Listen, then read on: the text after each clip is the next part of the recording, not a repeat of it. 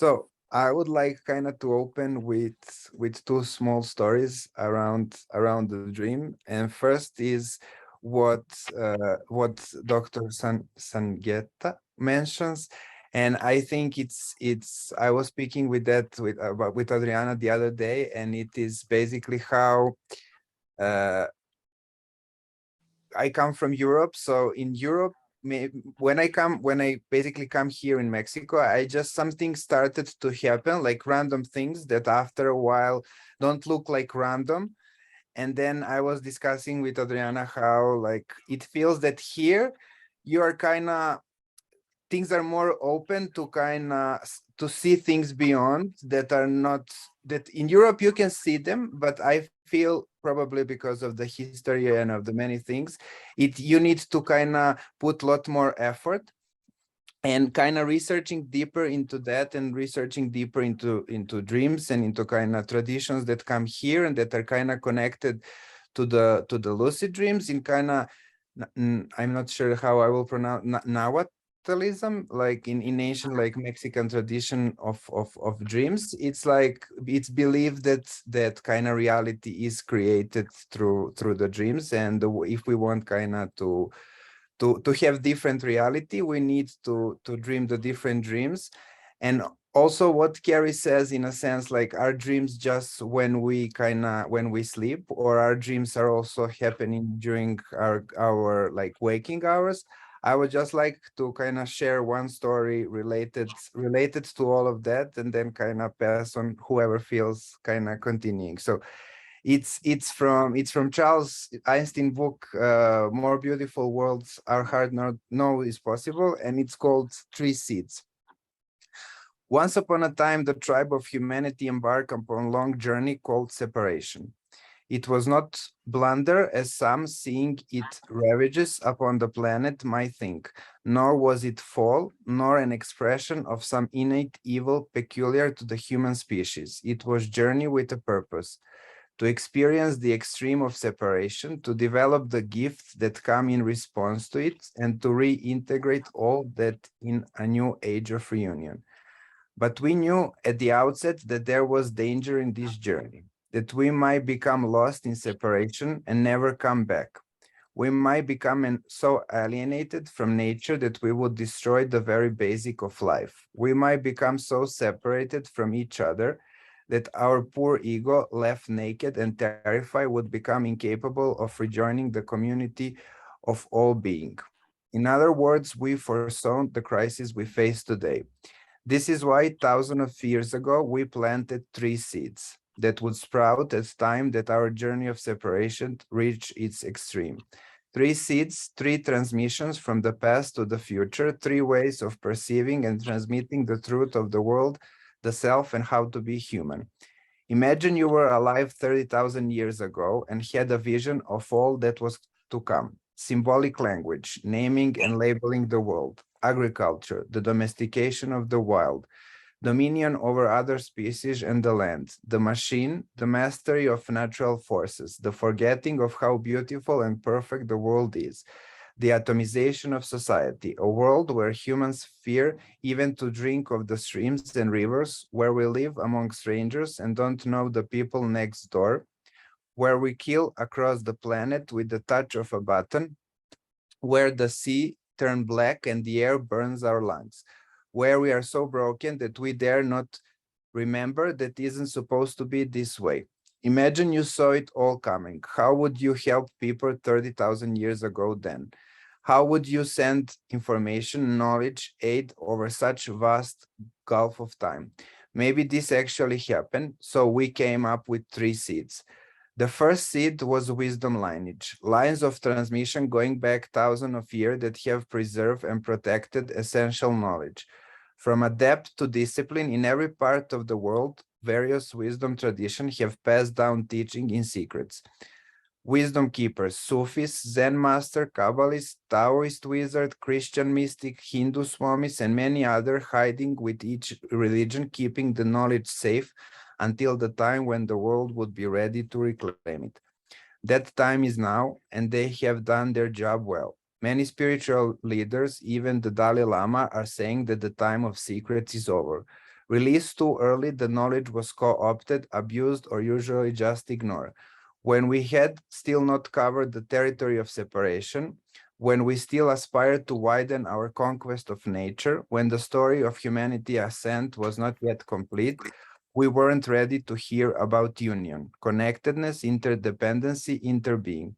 We thought the answer was more control, more technology, more logic, better engineers, society of rational ethics, more control over matter, nature, and human nature. But now the old paradigm are falling and human consciousness was reached degree of reciprocity that allows these seeds to spread across the earth. It has been released and it's growing inside us en masse. The second seed was the sacred stories.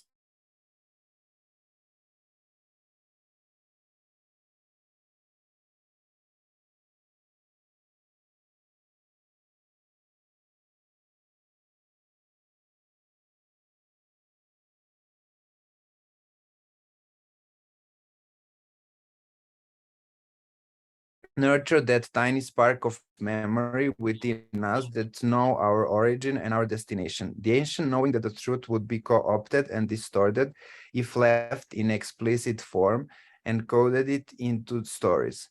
When we hear or read one of these stories, even if we cannot decode the symbolism, we are affected on an unconscious level. Myths and fairy tales represent very sophisticated psychic technology. Each generation of storyteller, without consciously intending to, transmits the covered wisdom that it learned unconsciously from stories told it. Without directly contradicting the paradigm of separation and accent, our myths and stories have smuggled in very different understanding of reality. Under the cover of it, it's just story. They convey emotional, poetic, and spiritual truth that contradicts linear logic of reductionism, determinism, and objectivity. I'm not talking here about moralist tale. Most of those carry little truths. To transmit the second seed, we must humble ourselves to our stories and not try to use them for our own moralistic ends. They were created by beings far wiser than our modern self. If you tell or transmit story, be very respectful of their original form and don't change them unless you feel poetic upwelling. Pay attention to which children literature has the feel of true story. Most recent kid literature does not. You can recognize a true story by way its image linger in your mind. It imprints itself on the psyche. You get the feeling that something else has been transmitted alongside the plot, something invisible. Usually such stories bear rich symbolism, often unknown even to their authors. Comparison of two 20th century children books illustrate my point.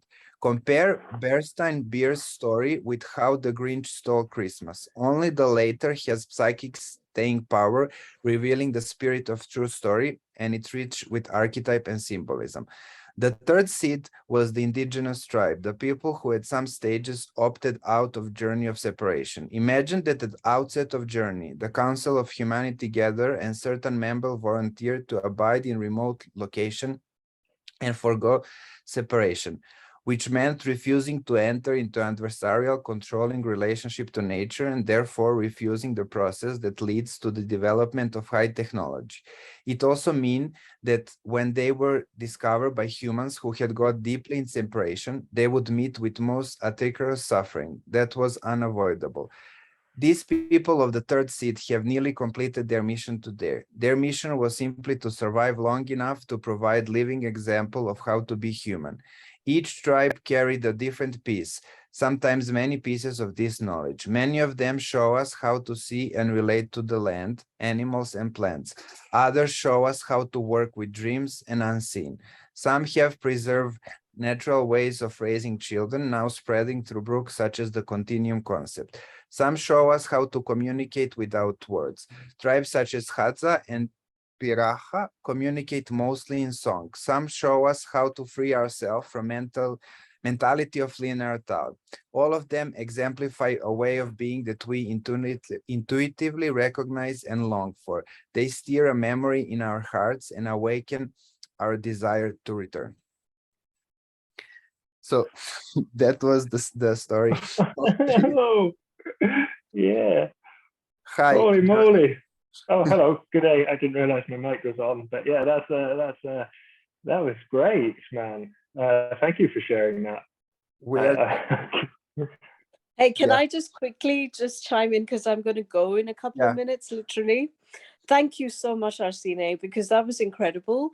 And, you know, in the ancient wisdom teachings of many, many ancient philosophies, they've said that even all of this is a dream. What we think is real in our daily waking world is also a dream. It's just another level of dreaming.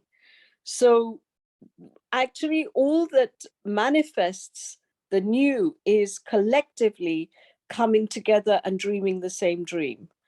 And I just want to share here very quickly. I founded something called the Unified Human Foundation, which basically we support projects which unify human beings with nature, and we're literally just in the process of a summit, organizing a summit next March, which is the theme is designing a new planetary narrative. And we've got exactly what you just said, Arsene. These people, the indigenous, we've got consciousness teachers, we've got anthropologists and evolutionary biologists coming and speaking. And some of you will know Vandana Shiva, Bayo Akumalafe, and it would be wonderful for you guys to just join in and you know, just I will send all the details and I'll put them up if I haven't already. But wow, it's just in perfect alignment with what you've said. So I thank you. And I'm really, really, I'm a little bit sad, but I do have to jump off now. And I would please, Chris, just make sure that we get the recording because I definitely want to hear everyone. Marvelous. Yes, yes. Thank you, Sangeeta. So good to see you. Thanks for sharing that. When you were talking about it last time, it was blowing my mind, the lineup of people that you're going to have. Wow. Oh, we've got some incredible people. We've got actually the one who is responsible for the Dalai Lama's Foundation of Universal Responsibility also speaking. And so there's going to be all these different threads being woven together to create a new narrative for the planet and for, you know, bringing in a new consciousness of, yeah, a new collective dreaming, which is really required. So, hey guys, I mean, oh, have an amazing session. I know you will, and I'm really disappointed that I can't be a part of it, but thank you, Chris, and thank you, Arsene, so much, all of you. And I hope to connect with you for the next session. Have a great one. Take care. Blessings to you all. Bendiciones. Adios. Bye. So maybe Josh and Ivan want to check in as they jump in after. So just like standard, what are you grateful for today, Josh? I'm really grateful for dropping in. I dropped in just at the right moment, it seems, and heard a beautiful meta narrative about narratives and like pulling them all together, the various prophecies, dreams, and this kind of stuff. So I'm really grateful just to drop in on that. It's a great note to start on. Evan, how about yourself? Well, I'm really grateful to see some familiar faces that I haven't seen in a little while. So it's really good to see all of you and some faces that I don't. Hi, nice to meet you. Really grateful for the fall. The leaves are changing here in Michigan. And I just mowed the lawn and it's just love it. The smell of leaves that are burning in the air and all the reds, oranges, and yellows. It's such a sweet nectar. I do love fall. So I'm feeling quite gracious for that. And a late entry into my consciousness. I'm really grateful for the poet Robert Frost. Oh my goodness. He's incredible. Yeah. Back to you, Arsenia. Yeah, I mean, I would open the floor and everybody who was inspired or who has thinking about this can share anything related to dreams, archetypes, and I will try to set up the music for the first time on Zoom while we are.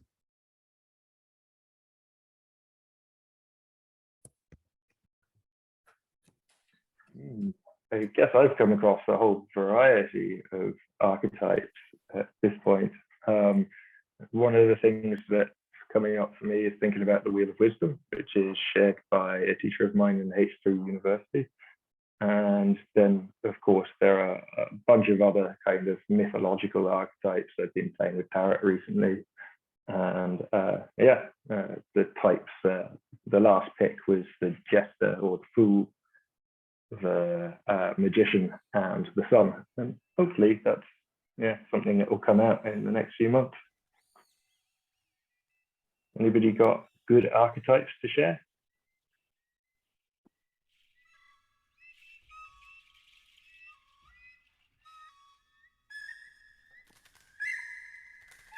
Well, I was thinking, I had a dream the other day, and it had a really big impact, and maybe it means something for me, but is that music? Can you guys hear that? So it was just an embrace. It was a hug by somebody, and you know what? It made me realize how much I must really kind of need that in my life, because to dream about it and have it feel so warm and fulfilling was like, it really was a wake-up call for me, because I think I'm so good independently. And then in my dream it just came out, and it's still stuck with me, that like feeling. And so it was really powerful, and dreams are pretty amazing in that way, where it's like, those little things you don't realize in your daily life and your waking time, that are like really needed and maybe desired, how it just came out in my dream, and actually it was really comforting. And so maybe I can say single, because I already got my hug. So it's like it was just, they're so powerful that even when you're not getting what you need in your waking time, that somehow it'll come across, if the right people are, I guess, maybe in your space somewhere. So that's all that came to mind for me right now. I'm always available for a hug, Mary Martha. And it wasn't you, Chris. Just kidding. Well, that's probably a good thing.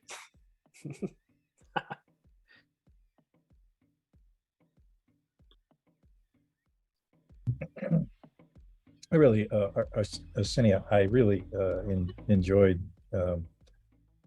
listening to you. The word that showed up that really connected with me is poetry and the poetic, and at least the way I think about that's the pre-linguistic. I don't necessarily mean poetry in the sense of meter and rhyme, but the abductive stuff that I think is always happening before we apply language or logic or purpose to it. And I think that's the deepest place that I have to assess how it is to be human. And the problem I think that happens in Western culture is that we're so good at language that the language often suppresses the poetic, and we only have access to the poetry in our sleep, because we're so good at not choosing not to be poetic. And so I think poetry is, even the way I mean it, is even before archetypes. It is related to the way our brain and our mind are. And Carrie and I have a mutual friend in the Netherlands who's writing this up, a scientist, but really. So I see my mind now more like music, and the words come afterwards, not, literally the neurology of my mind, as well as if you will, the neurology of the neurology of the brain, and if you will, the neurology of the mind, has more the nature of music than a machine. So to me, poetry is the word I use to point at that awareness before that delay that always is there before we attach a name to a feeling. I don't know if that was been a use or even understandable. Yeah, it sounded like metaphors that we live by to me, just to attach a name to something ironically. But like, yeah, there's subconscious that like, there's also one of the reasons I've been afraid of actually getting into rhetoric, is there's the trivium of logic, rhetoric, and grammar reconciling, and logic being the mathematical thing to figure stuff out. But rhetoric's kind of one of those subconscious worlds, it's metaphors and aesthetics that we express, I think. But then, like, how afraid of subconscious to be, you know? And so just letting things roll is often a good way of doing things.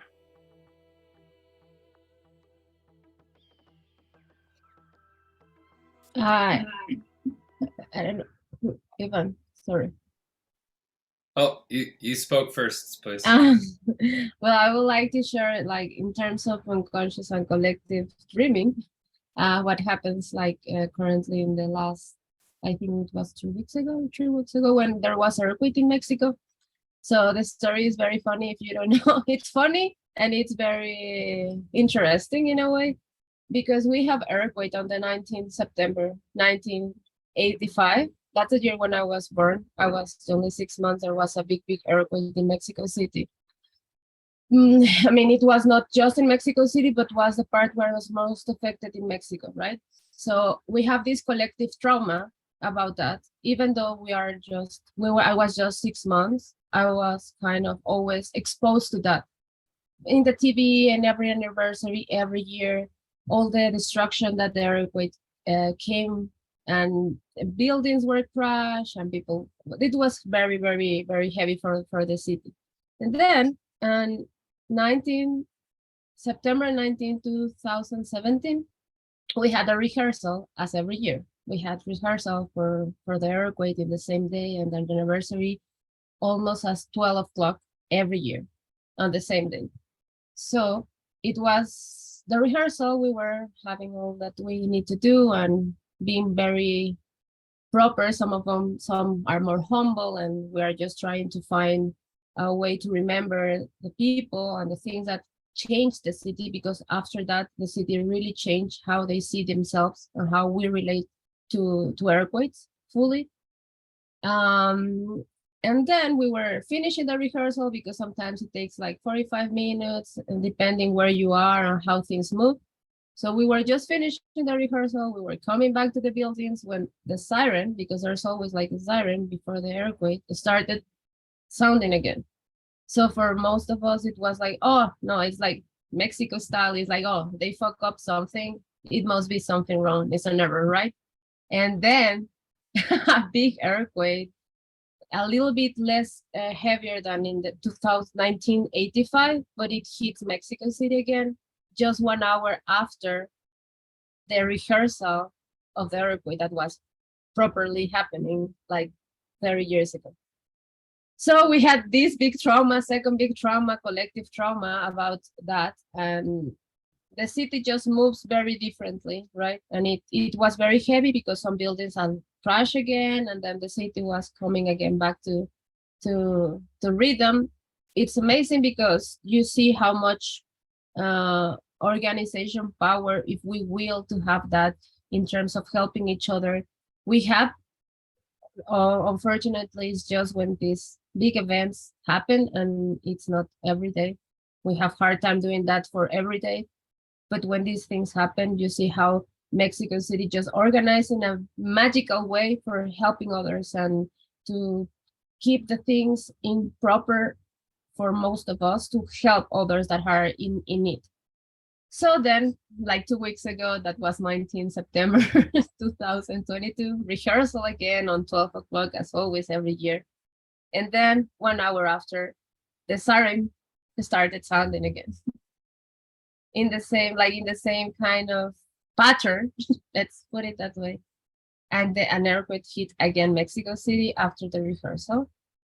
So there were like a lot of theories about that, but that's when my first catch was like, we are so much connected to the idea of that happening after the earthquake, that we have it so much in our unconscious, and we are millions and millions of people thinking about that in a way we should have attracted energy, right?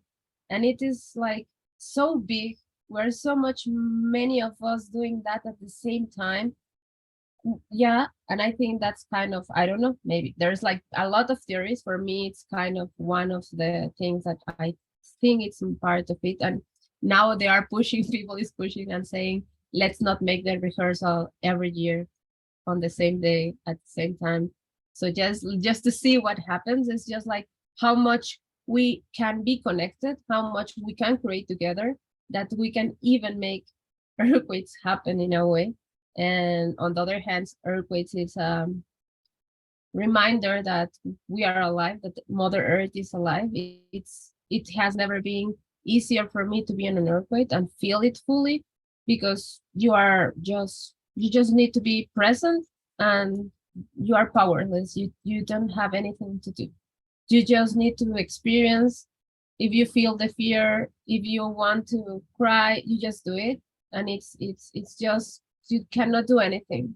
And you see the dimension of the earth and the power it has. There's this effect that is so much energy in the ground that it needs to also be released. So it releases to the sky, and then there's like thunder, like lightning in the sky. So it's like super amazing. It makes you feel the fear of being alive, and that you cannot do anything, and these like things will just happen. I don't have anything to do. I just need to feel it. And yeah, it's kind of my sharing here of how much, if we dream something, if we believe in something and we hold that, we can really create it in the reality, even with forces of nature. So yeah.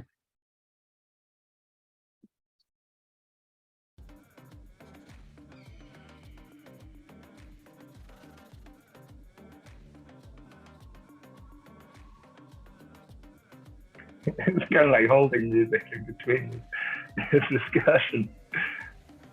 That's quite an experience, Adriana. I imagine that's like super intense. It's like a very, very like present moment when you're in that situation, right? Yeah, definitely. You need to let go everything, basically, even yourself. You don't have any choice. You just stand there and feel it, because you cannot run anywhere, right? You need to ground yourself, and that energy also goes through you. It's moving through you and in the environment and in the context, and then yeah, it's like you're paralyzed in a way. Like you cannot do anything. You are there feeling it, and then you say, yeah, it's just life happening right in front of you without you making any choice. You don't have options. You just be there. Presence is all you have.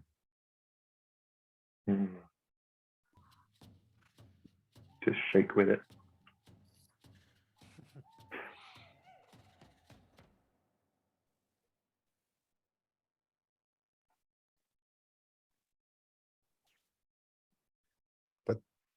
I was in a 5.4 earthquake once, and it was terrifying. I was sleeping. It was in the middle of the night, and I just remember, like, it was almost like a cartoon. Like, I came straight out of bed. Like, I woke up, and like I was not in bed. No part of me was in bed. Yeah, it's pretty terrifying. I'm sure, Denise, you know, earthquakes. Being in Guatemala, you guys get them all the time down there, and you're surrounded by the volcanoes. Yeah. Yes, we do get a lot of earthquakes as well. And we've been having a lot of volcanic activity lately. I live in Antigua, very close to Fuego volcano. I think you saw it when you were here. And it's been very active. So the house trembles, but of the volcanic explosion. So we haven't been having that many earthquakes, but a lot of volcanic activity rather than that. Yeah. Fun. Yep. Well, Mark, I really appreciate what you were sharing about the dreams. I've become convinced that this is what I came in halfway about the myths and the stories, and how really like the mythic layer is the layer that seems to bind us as humans. if you look at the myth of money, or if you look at all the myths that are binding like our current structure, I think they're just as powerful as anything else in the world. And I love what you're saying about the dreams. You know, the dream is like the language of mythopoetics and symbol, and it's like the poor translation into English is part of the challenge, but I think it's also part of the beauty of poetry. And I've just claimed being an artist and being a spoken word poet very recently, and so yeah, it was just really interesting to hear you reflect, Mark, and to hear the story about myths and storytelling and poetry. I think we can just keep in mind when we're thinking in language that that's an incredibly small subset of our poetic life, and not get them reversed, where we think poetry is this thing that's in a book on the shelf with all of our science books, but actually realize we live in something like poetics, and that we do a lot of things through language. But if we can just keep them in that relationship, then language won't be so likely to kill poetry. Ooh, that's good. That's really good. It's funny, I was reflecting on that as I was mowing the lawn, and I was like, there's something about this experience of like me and the leaves and the grass, and like, this is poetry. This very action is the poetry. And the art and the aesthetics of life, I think that's where the magic is.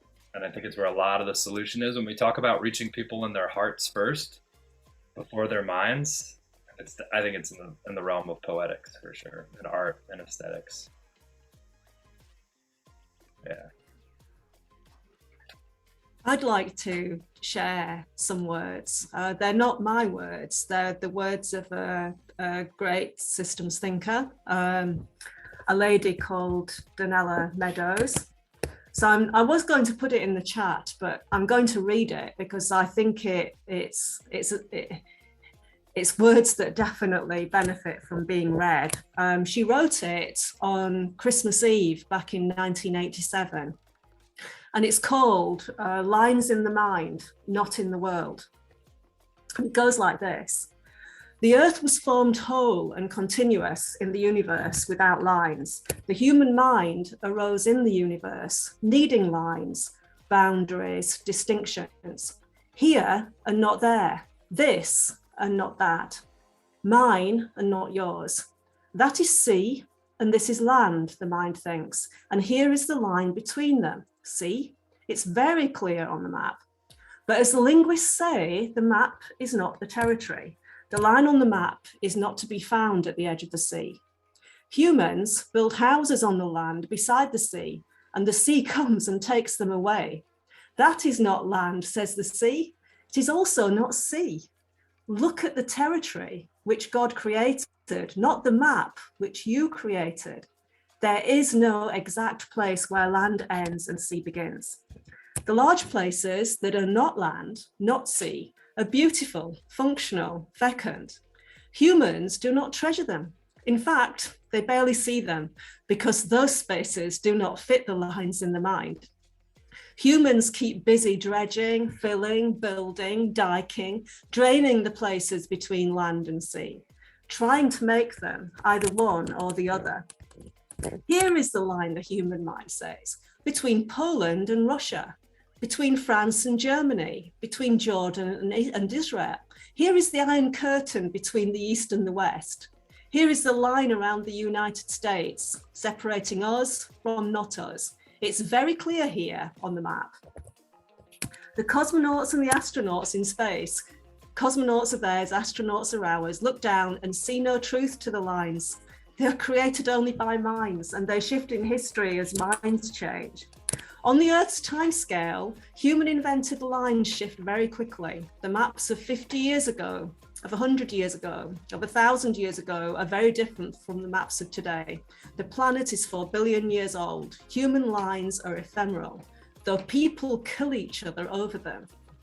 Even during the fleeting moments of planetary time when the lines between nations are held still, immigrants cross them legally and illegally. Money and goods cross them legally and illegally. Migrating birds cross them. Acid rain crosses them. Radioactive debris from Chernobyl crosses them. Ideas cross them with the speed of sound and light. Even where idea police stand guard, ideas are not stopped by the lines. How could they be? The lines are themselves only ideas. Between me and not me, there is surely a line, a clear distinction, or so it seems. But now that I look, where is that line? This fresh apple, still cold and crisp from the morning dew, is not me, only until I eat it. When I eat the soil that nourished the apple. When I drink, the waters of the earth become me. With every breath I take in, I draw in not me and make it me. With every breath out, I exhale me into not me. If the air and the waters and the soils are poisoned, I am poisoned. Only if I believe the fiction of the lines more than the truth of the lineless planet will I poison the earth, which is myself. Between you and me now, there is a line. No other line feels more certain than that one. Sometimes it seems not a line, but a canyon, a yawning empty space across which I cannot reach. Yet you keep reappearing in my awareness. Even when you are far away, something of you surfaces constantly in my wandering thoughts. When you are nearby, I feel your presence. I sense your mood, even when I try not to, especially when I try not to. If you are on the other side of the planet, if I don't know your name, if you speak a language I don't understand, even then, when I see a picture of your face full of joy, I feel your joy. When your face shows suffering, I feel that too, even when I try not to, especially then. I have to work hard not to pay attention to you. When I succeed, when I've closed my mind to you with walls of indifference, then the presence of those walls, which constrain my own aliveness, are reminders of you. And when I do pay attention, very close attention, when I open myself fully to your humanity, your complexity, your reality, then I find always, under every other feeling and judgment and emotion, that I love you. Even between you and me, even there, the lines are only of our own making.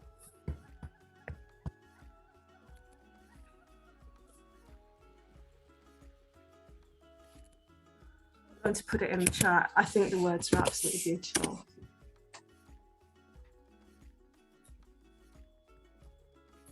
Thank you. Wow. Wow, wow, wow, wow. Thank you.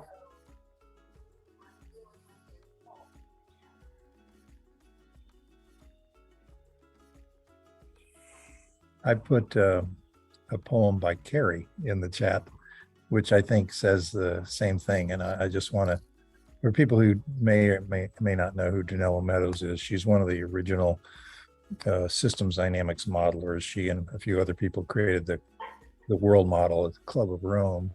And just listening to Carrie read that, I realized that Danella Meadows has been a hero of mine, or a heroine of mine, for many, many years.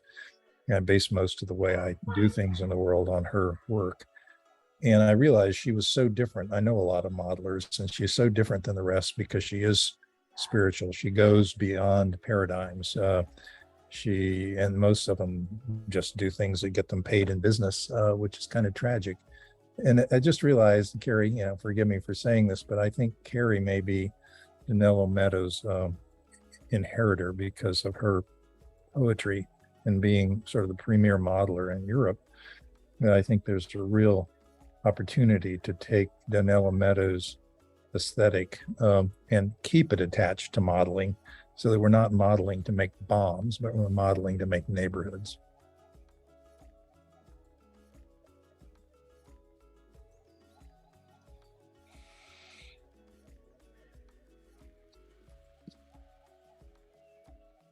The I and the We, a poem by Carrie Turner.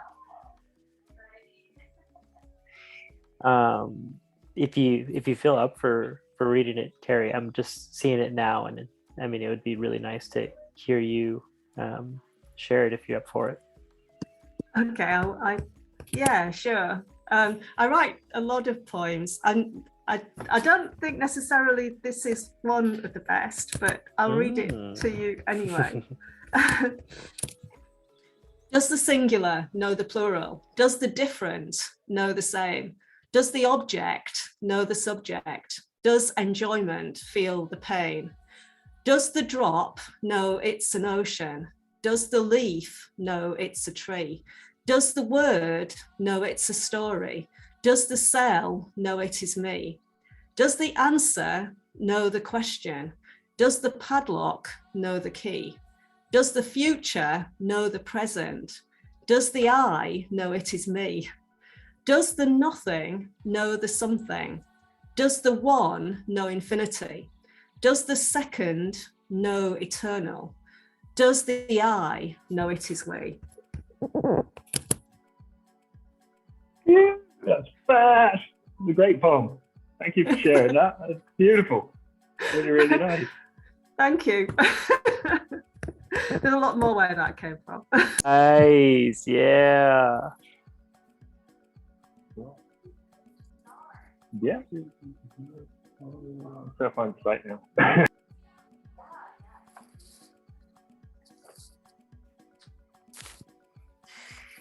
So there was a man born in the 1700s, Thomas Taylor, and he's the first I know to translate the Platonic works and other like ancient works into English for the first time. And he's translated a collection of Orphic hymns, and that's a nod to Orpheus, who when we talk about the lineages that are carried on, the Orphic impulse is one of these lineages. They say that Orpheus was this Thracian, which is part of this. They talk about the lines that don't exist anymore, but Thrace was a place, and it had a heavy Proto-Indo-European roots. So this is the culture that is the root of like the Sanskrit language, Latin languages, ancient Greek, Hindi, all the Germanic languages and so on. We were all one culture and one people at one time.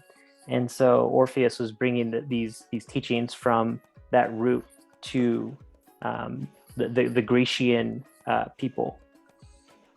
And here's one of these hymns, and you know, there's a mystery of whether it was like Orpheus himself, if Orpheus even existed, and like where's the difference between history and myth. It's like you get into this interface between history and myth, and like the shamanic and the philosophic. And the reconciler for a lot of these is in the hymns, is in verse form. So here's one verse here, to the divinity of dreams. And these are normally done in hexameter. So I'm gonna go for it. It's gonna sound sort of church hymny here. Thee I invoke, blessed power of dreams divine. Angel of future fates, swift wings are thine. Great source of oracles to humankind. When stealing soft and whispering to the mind, through sleep's sweet silence and the gloom of night, thy power awakes the intellectual sight. To silent souls the will of heaven relates, and silently reveals their future fates. Forever friendly to the upright mind, sacred and pure to holy rites inclined. For these with pleasing hope thy dreams inspire, bliss to anticipate which all desire. Thy visions manifest of fate disclose, what methods best may mitigate our woes. Reveal what rites the gods immortal please, and what the means their anger to appease. Forever tranquil is the good man's end, whose life thy dreams admonish and defend. but from the wicked turned averse to bless. Thy form unseen, the angel of distress. No means to check approaching ill they find. Pensive with fears and to the future blind. Come, blessed power, the signatures reveal, which heaven's decrees mysteriously conceal. Signs only present to the worthy mind, nor omens ill disclose of monstrous kind.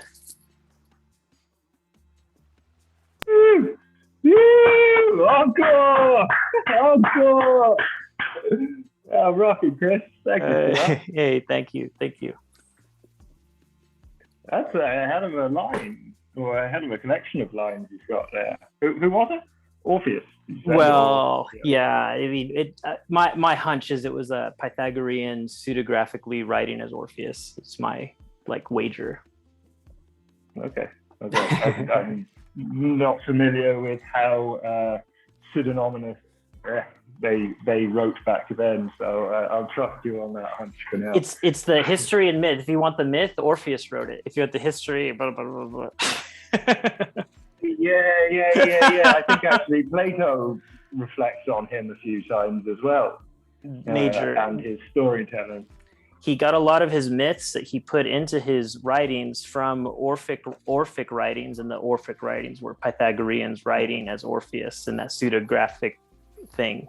Yeah, they were in Magna Graecia. A lot of these old shamanic philosopher types, and you have Sicily down there with Mount Etna, and Mount Etna is this volcano. I've talked to you about Mount Etna, Josh. Yeah. And so when Denise was talking about the volcano, I was thinking of the active Mount Etna volcano in Sicily, where it's an active volcano, and I have felt like a visceral, embodied connection with that place. It's wild. So yeah, that must be mental to be around. I start to back away from even talking about some of this stuff. I can feel it within me. I'm like, oh, I don't want to say anything more. That explains your words when we talked about this before. It was like, just Etna. That's it. That's all I can say. Oh, that's right. I did that last time too. It's like I need metaphor to describe this. I need to write verse. I think is I need to do some hymns. Yeah, they were always worshiping the moon. Even in the story of Mount Etna and Empedocles, he descends into the underworld and faces death for the purpose of becoming immortal. And the myth goes that he jumped into the volcano. He descended into the underworld, and so that way he died, and that way he became immortal. And he leaves behind this bronze sandal in the story. And I feel like, what's the bronze sandal? And through a number of historical things, it's there's reason to say that it's a connection to Hecate, or the moon goddess, and he was leaving this little symbol behind of who he's paying homage to. And Denise, I saw you respond with the moon. I mean, where do you see the moon fitting in with all this? Because we're definitely more lunar based here, it seems. So, what can you say?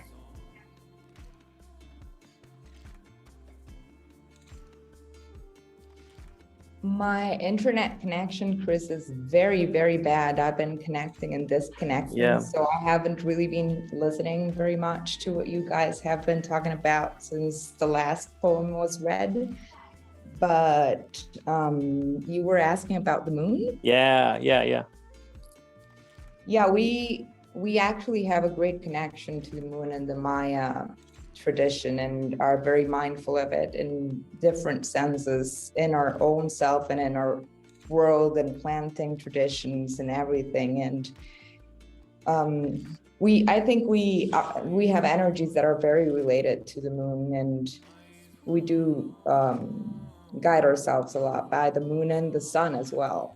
both of them as complementary elements, because we're all about complementarity and integration, right?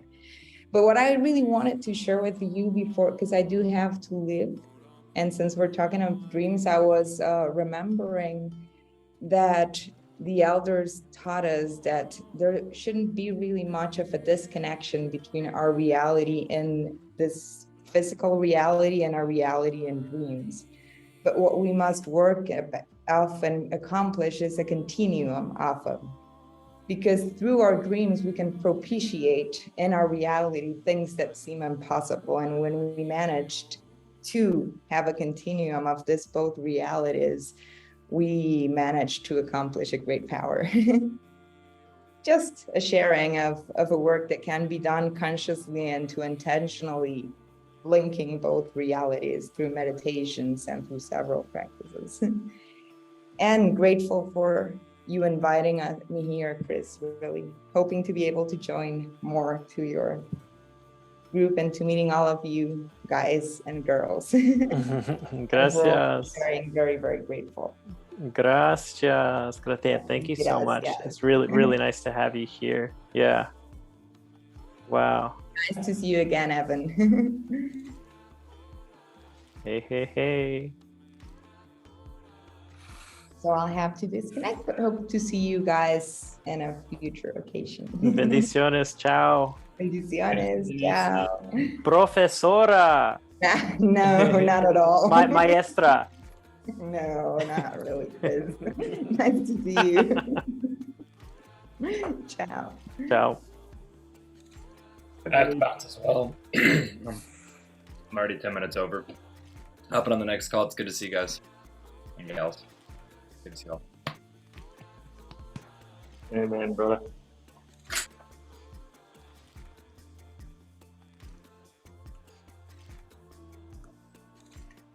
Was the idea that this stays open another 45 minutes, or was that a number of signals saying that it's 10 minutes over? I haven't checked my phone. I just dropped in. I think it was for his own thing going. I think he was late to a call. What's he doing these days? Do you know? I was very intrigued by his whiteboard, but never got the opportunity to ask him. You should ask him directly. See what he says. Yeah. Okay. Cool. Yeah. At some point, I thought it could be curious that this could transition to the regeneration pollination international networking thing they got going on. I know, Josh, you've been to that.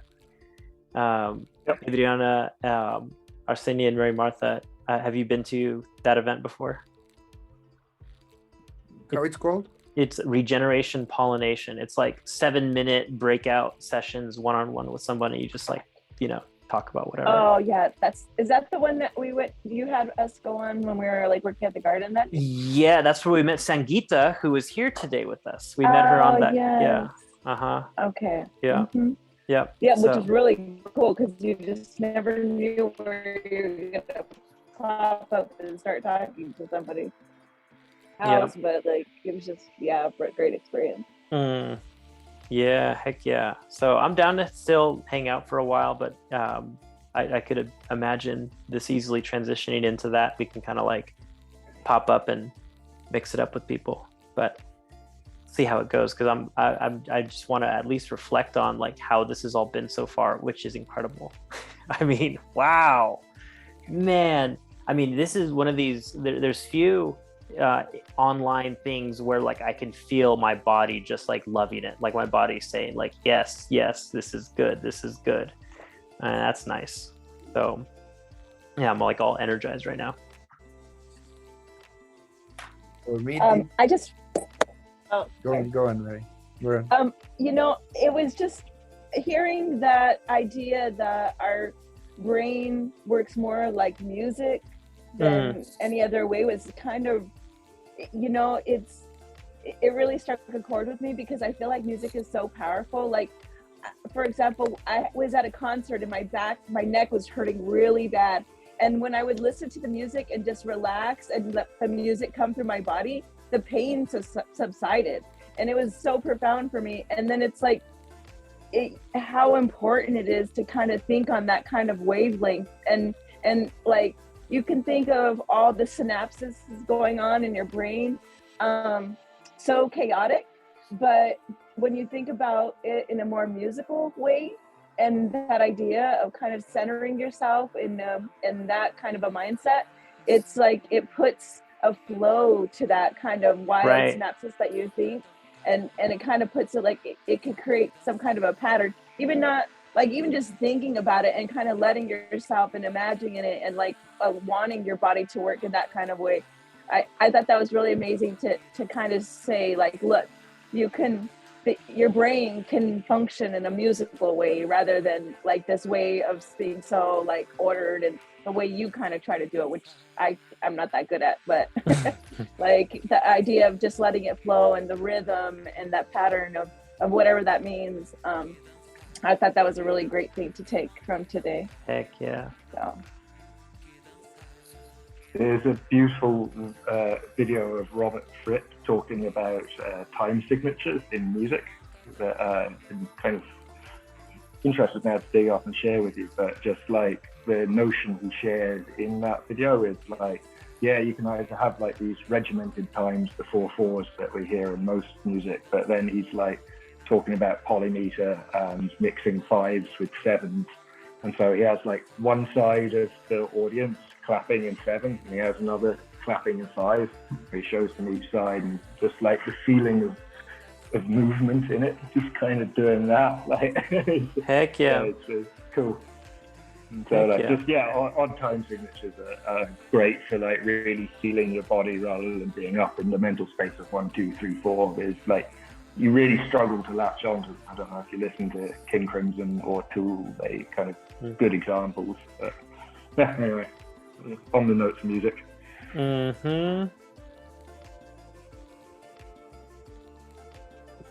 Yeah, for me, go, Arsenal.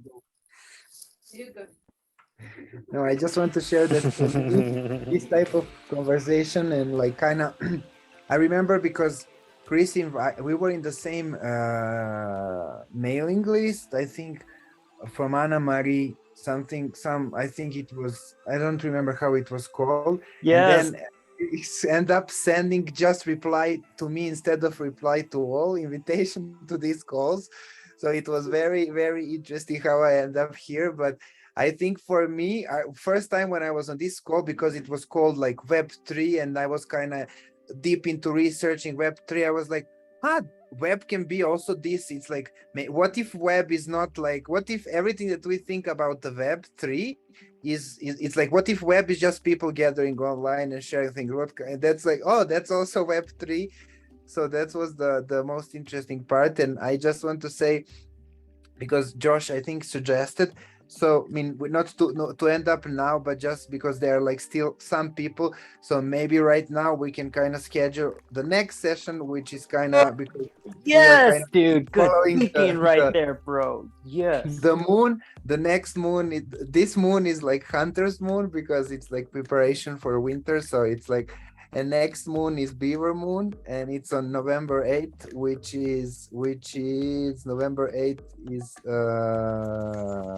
Tuesday, so we can do it on that day. So just if you all kind of agree, we can schedule it and continue speaking. Dude, thanks for Arsenier. Yes, you're so right. Okay, so let's take a look here. Fine, big time. Yeah. And what are you using for the characteristics of the moon? Because that's sort of really helpful, like thematically for things, you know. Right now, I found this website, but I found one website that has because also I work in HyperDAO, which is related to seeds, and we kind of my paycheck is in moon phases. So right now I'm so familiar when is the next moon phase. So that's very good. That's way good. Yeah. Maybe you can talk with us sometime, Arsenia, about like if we want to do something like that in Superior in our community. Like I saw the way that you could set up like the bioregions and the whole thing, and it all seemed interesting, but I have a general lack of trust in that whole thing for some reason. So if you're into it, then that'd be helpful for me to talk to you about it, and it'd be nice if Mary Martha, if you want to have that conversation sometime. I'd like to learn more too. Oh yeah, I'm curious about what's going on at High Seeds. me too. Dig the lunar culture. Yeah, right. That's a good sign, right? And the fact that Arsenier, that you're involved in it, also a good sign. Yeah, that gives me confidence. We're talking Wednesday the 2nd. Is that what you said? I think the next full moon is November. What it is? November 8th. Yeah, November 8th. November 8th. I see that. Yeah. Okay. That's what, Tuesday? Tuesday the 8th. Yeah, but does that, because it says US Eastern Time 6 a.m. Does that mean that like full moon was the night before? Like, I'd rather just do it with like when the actual moon is a full moon according to like the universal whatever blah de blah. So I'd say Tuesday in the morning is like perfect. Yeah, let's do it. Dope. So what? Yeah, Same time, Tuesday 9 a.m. Yeah. The same time. Yeah. Sorry, 9 a.m. Pacific anyway. Look at me being all. Okay. I'm getting this baby. You want to do it squarely on the moon rather than on a reoccurring day closest to the full moon? Is that story a logistical bomb in the works? Well, how about we figure that out maybe next time and just get this one in. Let's do it on the actual full moon then. Yeah. Just for the sake of clarity. Yep. Tuesday full moon, perfect. Thank you. Thank you, Arsenier. Nice. Now on the topic, I was just kind of inspired. We kind of started on dreams, but this whole conversation that Mark kind of started, and then Carrie, and then Josh, it reminded me of something that, like, in Serbia, one of my mentors had project that's kind of everyday life poetry, and she's kind of taking photos of everyday life scene and trying to make them poetic. So for me, what Mark was saying is kind of reminder that we should kind of start to look at poetry, because I remember that for a very long time, like, poetry was just like something that I had very negative connotation, because like elementary school and all of that. Yeah, right. For a very long time, poetry was something like very bad. So I feel like rediscovering it through this lens really helps me. So yeah, I think that this whole conversation kind of reminded me of everyday life poetry, and that like poetry is happening everywhere, and it's not like just in the books in the shelf.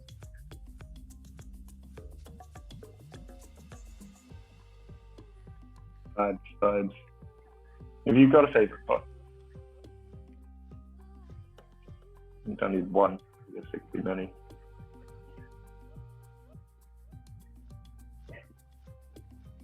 What did you say, Josh? I did not hear you well. Sorry. I was asking if you have any favorite poetry.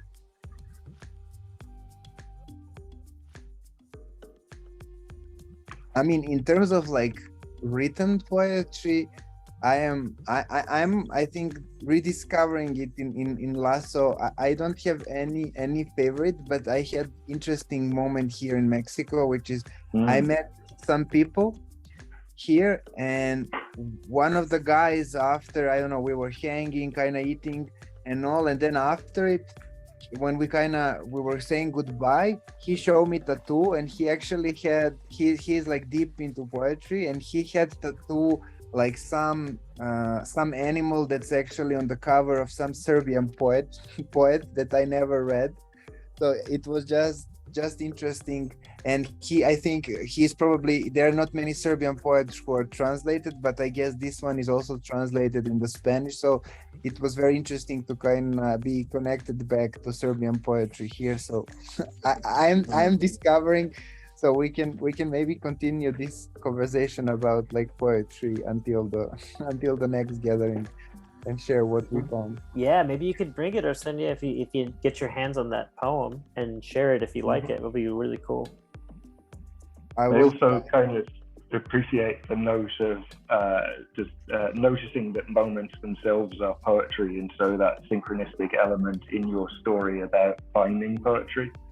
That's quite beautiful.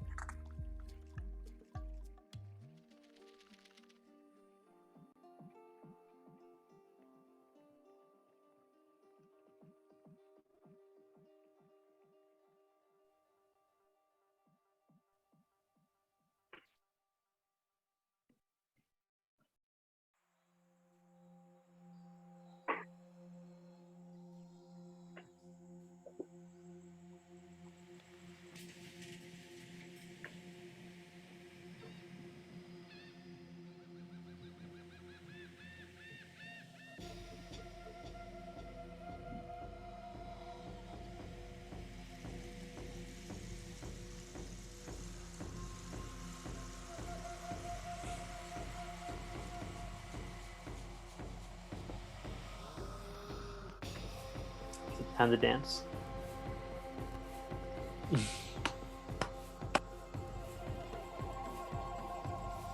I was going to ask if the times I'm seeing on the regen pollination thing are correct. It says 10 a.m. to me, Chris, but you've said it twice. We'd be coming in late. Yeah. Uh-huh. So, okay, so there is actually something happening. Like for me, it says 10 o'clock in the morning, and so it's like missed as far as my calendar says.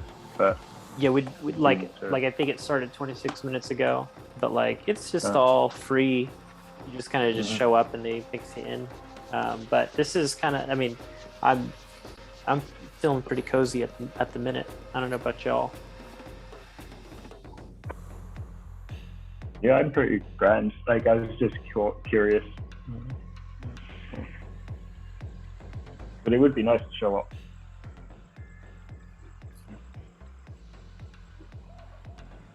I feel like I'm in Berlin, yeah. Berkheim.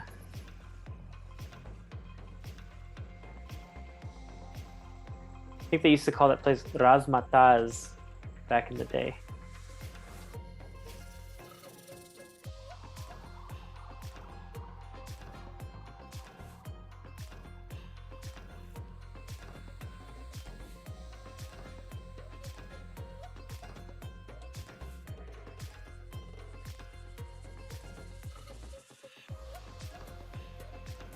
So I'll share a story, a bit about a dream. You can help me with this one, Mary Martha, which is we started the Erickson Micro Farm, and we started off with this dream of like we want to do like locally sourced food in our neighborhood, and then this land became available, and for only $1,200 we had this whole plot of land for us to start doing our work. And so this man, Carl Erickson, passed away, and he said he wanted his land to be used for something good for the community, like maybe a community garden. That was like his dream when he passed away. So then his estate and the people handling his affairs got in touch with us because we're a nonprofit here in town, and they said, hey, we want you to help him fulfill his dream, right? So okay, cool. And so it's been going really well, and we've been having a lot of fun, and we're growing food now, and it's exciting, and it's all good. And then we looked over at this parcel of land next to us, and I can't remember the first time how it came up, Mary Martha, but it was something like wouldn't it just be so great if like we could like use some of the land that's over next to us and start expanding out and like being able to do more, something like that, right? I mean, it was just, we were just sort of talking about it. And I remember we had to pay our neighbor $20 because we borrow electricity through a long extension cord over to their house to run our pump. So we paid the neighbor $20 a month, and I needed to pay the neighbor. And over in the corner next to this plot of land, there was just like $20 just like there, just on the floor. I'm like, oh, okay, thank you. Went over, paid the neighbor $20. And then maybe a month later, we saw water, like we had noticed this water tank there, and we had bought a water tank that we're going to use for our garden, and it got stolen out of my truck, and it was like pretty lame. And then we saw the water tank, and the owner was like, hey, we need a place for this water tank. Will you take the water? Like, will someone take the water? We're like, yes, we'd be happy to take the water tank. We got our water tank back in a way, you know. And then next thing you know, we found out it's for sale. Like, oh, they're wanting to sell the land. So called up and negotiated it a bit, and then like we came with the price. Amanda, my wife, and her family, they agreed to pay for the lot to take it off the market to give us time to get the funding that we need to actually buy it. So they did that, and that already happened. So the land's closed. They have it now. And then Mary Martha and I and Miguel, another friend in the work, and Amanda, we're on a trip up to Flagstaff where the pine trees are, and there's some special places over there to go to. And on the drive up, there's an email that I get from some funders, and they're like, we found, like, we have the funding for the $21,000 to buy the land. And so, like, from it's a week tomorrow, but we should have the funds in the bank account soon, and then we will make the official transaction and we'll have the land.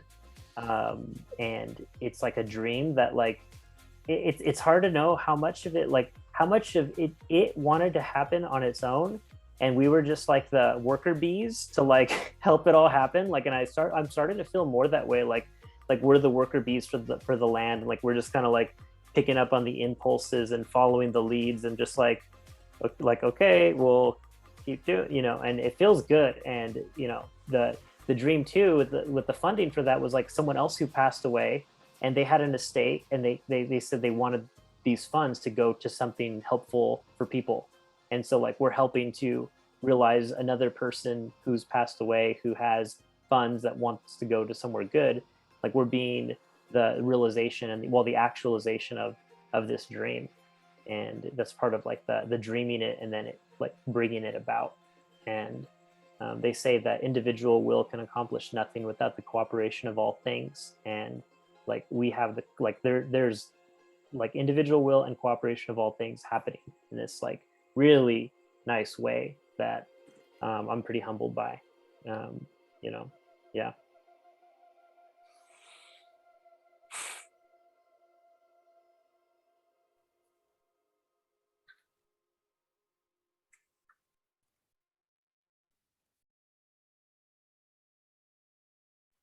Yeah, it's pretty amazing how that all happened. I'm still excited when I think about it. It's like it went almost too smoothly. So it's like that always makes me nervous when things go too smoothly. It's like, okay, but just as long as I stay focused and do what you're supposed to do, then everything turns out fine. But it's one of those times where when things move real fast, it's a little kind of intimidating. But also it is a message that like I feel like we are going in the right direction. So if we got shut down and we couldn't find funding, then it would have a different conversation. But it's like that's not what happened, and that's such a blessing from everybody that's been involved so far. It looked like it really lined up for you lot. Yeah, I didn't know that kind of preamble to the tale, but I've been watching the emergence of regenerating Sonora and the Lear Gardens and this kind of stuff over on the Discord, and it's been absolutely beautiful to watch. And so like it's just kind of done that into place really from the sounds of things, from a $20 note to the whole garden. Yeah, thanks, man. Thanks for tracking us. It's cool. Yeah, it's cool. I enjoy watching. It's beautiful. Like everything that's going on is. You've got me inspired. Like I'll show what I've got. I don't have anything to show yet, but I've got a dream, I guess. Oh, nice dreams. So this stuff around here feels very concretey and rather crappy. We're looking at Lisbon, Portugal, right? Just to make sure we're all sorry. This is Lisbon. And so I was like, what am I gonna do with this stuff out here? Like I'll be staying a while, but even if I don't, I think that like tidying it up would be quite nice. So I'm looking at the wall going, graffiti, and like there's a graffiti shop with like crack kids, and that thing is what they're called. So they're like teaching kids graffiti, basically. Nice. Like, oh, well, cool. And it's like, I wonder if I can speak to the foreman of this place, because actually I learned from another neighbor that the council are going to redo the whole thing. And so like that land, I don't know what's going to happen. They've fixed the basketball court, but like the basketball's still missing, etc. And so like there's movement from the council to do something, but it's like, it's going to be half-assed. And so it's like, could you put a Lear garden in there? Could you dude. Heck yeah, you can get a Lear garden there. Nice. Yeah. Be cool, huh? That'd be sick, bro. Yeah. Yeah. Mary Martha has one at her house now. Oh, do you? Outside in your garden? Yeah. Lovely. I was going to be out of town this week, so I didn't like plan anything or get it up and running 100%, but I'm looking forward to when I get back, getting it all going and being able to look out my kitchen window and just see something other than just the driveway. So I'm really excited about that because I've always wanted a view right there, but it's like I don't want to block off my little view of the mountains. And so this kind of does it in a way where I can still see the mountains, but also have some vegetation. So I'm leaning more towards herbs kind of stuff that I could use. Although I do love tomatoes, so that must be a good thing, but it just doesn't feel like the right time for all that. So I'm gonna grow what I can, being the wet season we're in, but I'm excited to have it there. Yeah. And we definitely need to start looking for like tie down those solar options. Because it makes it so much easier for people to have a Lear wherever. Right. Because that's always a challenge, like The having cord. you don't want to have extension cord, and you know, anytime you have sitting water, at least here in there in Arizona, we get mosquitoes, so we have to have our aerators running all the time. So, or when you have fish, right? So that's really important part of it, is like tying down that electricity issue, because I think it'll open it up for a lot of people in a lot of different places, and that's really exciting because there's just so much life involved with the Lears, like from the fish to the plants, like to all the other stuff that it helps. So I think getting that to be more solar is definitely the answer to being able to get it anywhere. We can put them anywhere we want. Yeah, good. How do you deal with the water options if it's like in an awkward place? Because like, I don't know about over there, but I'm just like, okay, water's the other thing you need to hook up, right? It has a pond, so like part of the system, like mine, I have a 40-gallon tank, and so the water runs, it gets pumped out of the system. Yeah, it's like that. It's like recycles go back into it. So, and that's a nice thing, especially with our water issues in Arizona. You know, I like that we recycle our water and reuse it. So you just have a tank, and mine's pretty tight. Everything's all really close together, and I like it like that. I have seen them like that before with just one. Does much evaporate out in the desert? As I imagine there's probably a fair bit that turns into vapor, right? And so I guess I'm wondering like how often you have to recharge the tank.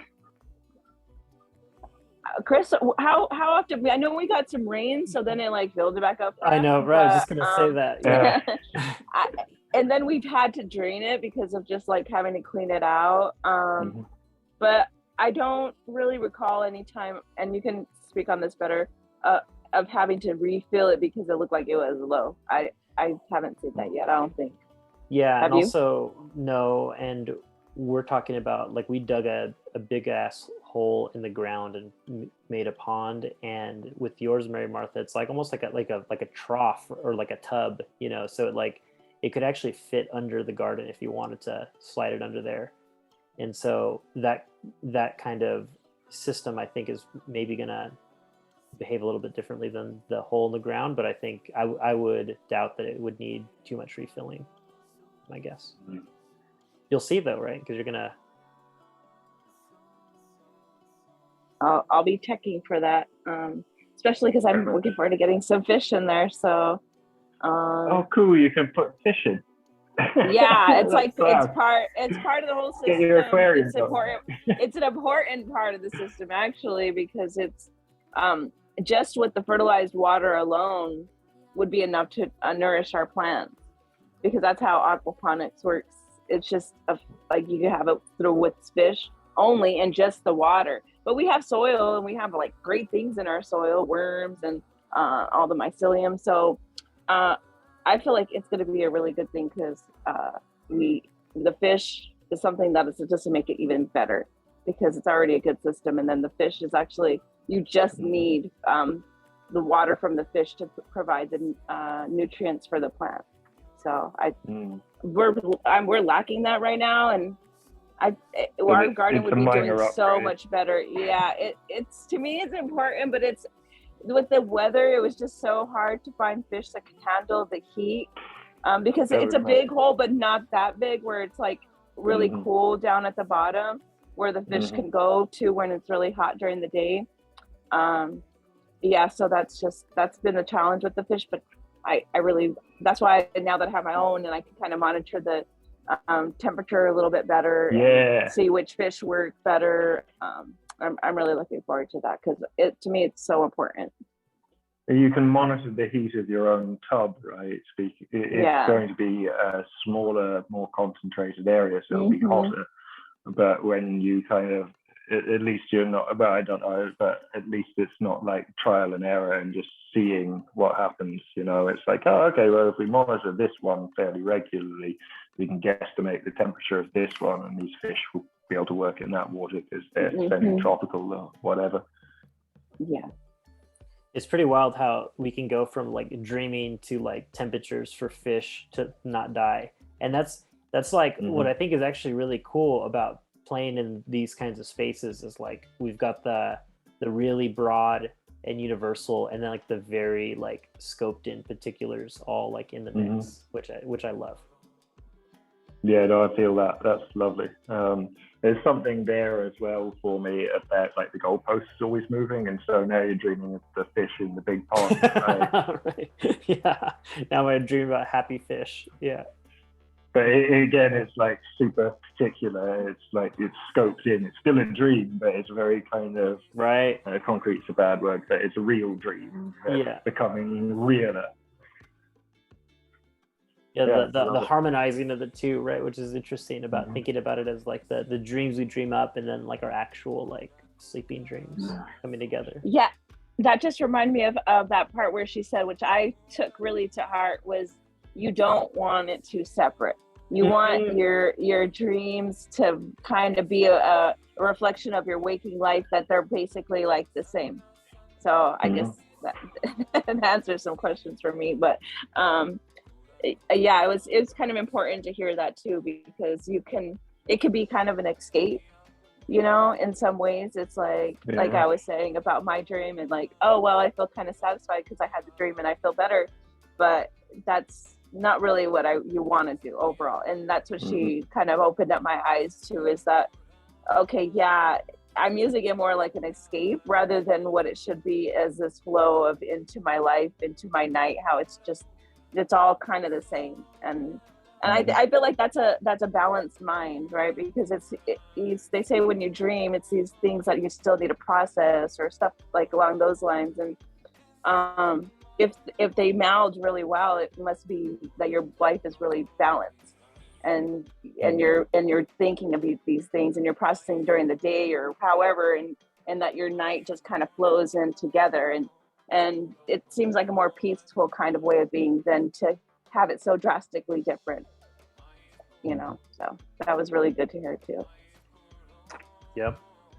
And on topic of dreams, I would just like to go back to that, because I feel like what Chris was saying is kind of my dream currently, and I am in a sense kind of finding the piece of land. And I just realized, like, because if I start looking, I wouldn't know, because there are many places where I could potentially look, and it's like, where? It's like, should it be in Serbia? Should it be here? Should it be somewhere in Europe? So I'm currently like now like trying to be patient and in a sense discover, kind of be attracted by land, because I know that like it will come, because if not, I just know that I will end up in mess. So I feel like the process that you Chris and you, Mary, kind of went in last year, I'm kind of on that role, and kind of trying to see what piece of land needs my help, or what piece of land can I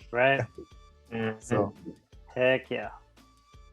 And I also think that dreams are like seeds, right? It's like you have the dream. It's like a seed that it's an input of your soul in a way that comes to your mind, and you start like thinking and sensing and how. But the dreams at the end, in reality, if you are present enough, it will come to you. It will speak to you, and you will know that you are ready, because you have the dream. But for achieving the dream, you need to be ready, and that is like a lifetime thing, because your dreams are part of your wisdom. And that wisdom, it's revealed to you through many experiences in your life. And then when you have the ability to see it, it's because you are ready to see it in front of you. It has always been there, but you didn't have at some points of your life all the tools or the people that will help you to achieve that dream. So it's just, I think you need to be very patient sometimes. And Yeah. as humans, we are Mm. desperate Mhm, sometimes. We that's why we are in fear. Sometimes we don't feel that we are ready. But I have discovered in my small amount of experiences that when you have a dream, it will come to you and you will be ready, and it will be the exact precise moment for you to make it true and to make it real, and to find a way to keep it going forward for you, because it's just a perfect timing, and it's just being very patient and be very present, because life is throwing you the keys and the doors are opening for you, but you need to be able to see it, because sometimes we have it there, but we don't have the ability to see it. It's not that it has not been there. It's always there for you. You just need to be there for it to happen.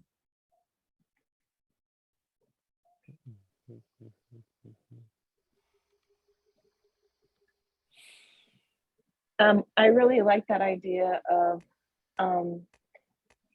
kind of showing you something before it happens in a way of getting you ready. Like I didn't really see it like that before so much, but hearing you say it is like it opens up another kind of facet of dreams for me, that it's like, okay, like it maybe it's not, it doesn't have to be so like a problem. Like I feel like at least the dream I had that I got all those feelings from, it's like it's not saying I'm missing something, but maybe I'm ready for something, you know. And that's kind of where I was. It was like, what did it all mean? And it's like it's more comforting to feel like it's preparing me for something than to just say that it's showing me what I'm missing, because then it's just, you're still left empty. But if it's like preparing you, then that's so much more fulfilling, because it's like, oh, okay, so things are coming. It's just, and it's getting me ready for it. And it's not just to say like, look, this is what you're missing, and then that's it, and then just leave you empty-handed, you know. So thanks for sharing that, because it, that's helpful, because you just, that's a better mindset for me to think that it's just preparing me rather than like showing what I'm lacking, which I already know. Feels like insights is what comes up for me. It's like they're insights into the future that's coming. It's like, oh, if I'm attuned to these synchronicities, maybe like you and Chris were at the $20 note, then things kind of unravel, right? You just follow the path and the process, and along these kinds of insights take you. And like, maybe not dreams or that specific example, but it enabled like a course of action towards the dream that unwrapped. The $20 was there the entire time. Then I was ready for it. I really hope it wasn't their $20 they lost one day. Comes back full circle. Oh, I know, right? Like, here's your $20 back then. We didn't pay you. Sorry, the universe wanted it.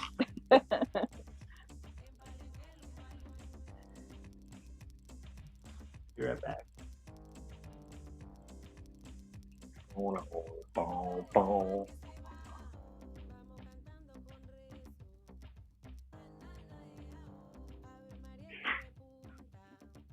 I've got a tune for you, brother. I'm gonna find it now.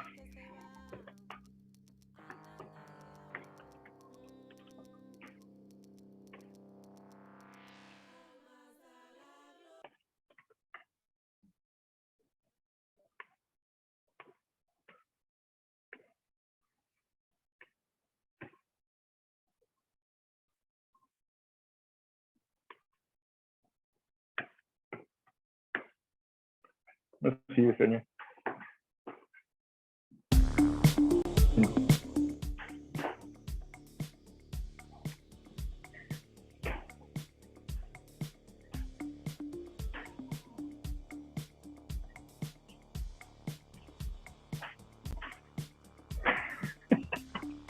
So perfect.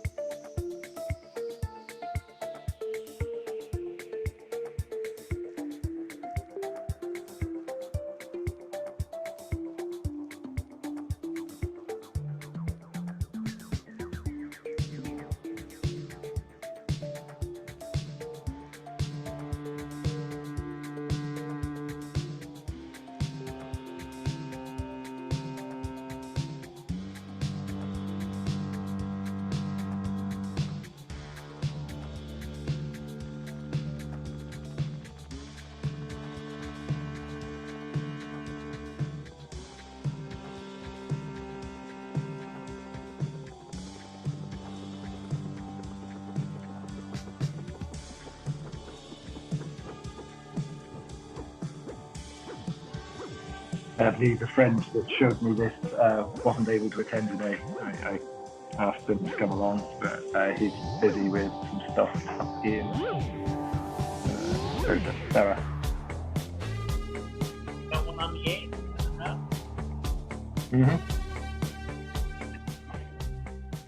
I keep it alive.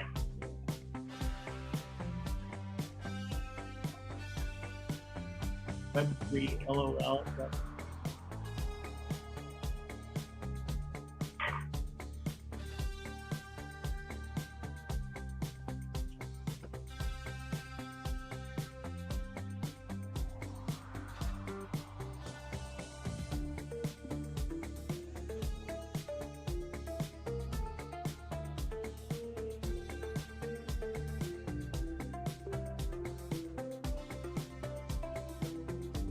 No.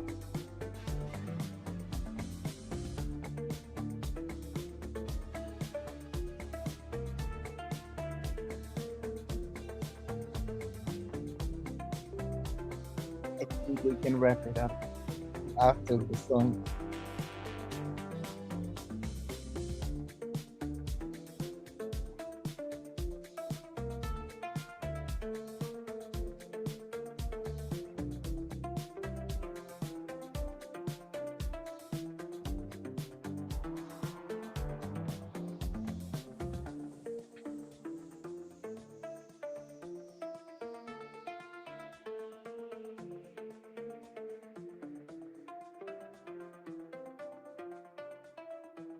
What's the name of this song?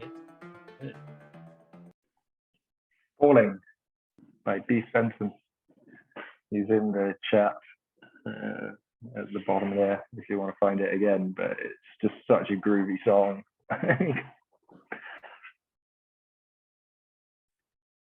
I liked syncing up my brainwaves with it to end the call. It was nice way to kind of get everybody in the same wavelength kind of way, you know, to listen to the same music. So that was good way to wrap it up. And to close the circle, I invite everybody to maybe share one word or like sentence, what is kind of left or what is alive after this conversation. And I will start, and I will just say that gatherings and like happiness, and that I'm looking forward for the next gathering. And I'm passing to Chris. Feeling groovy, feeling good, feeling like the cup's overflowing with goodness. Happy. Yeah. Like there's a sense of like what we're doing is correct somehow. I'll pass it to Adriana. I feel dreamy and inspired. Hopeful for things to show up in the best way possible for everyone here. So yeah, that dreams do come true. And I pass it to Mary. I feel at peace, which is kind of a good thing because I haven't felt like that for a while. It's been a kind of a hard summer, but I'm being away from my daughter, so I feel at peace talking to you guys and being here close to her.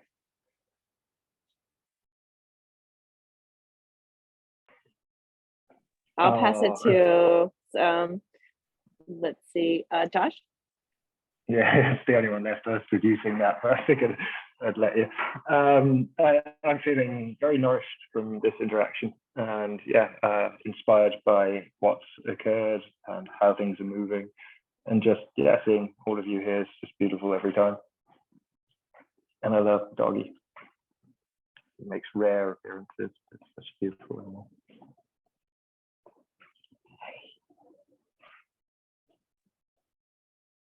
Awesome. I guess see you then on November.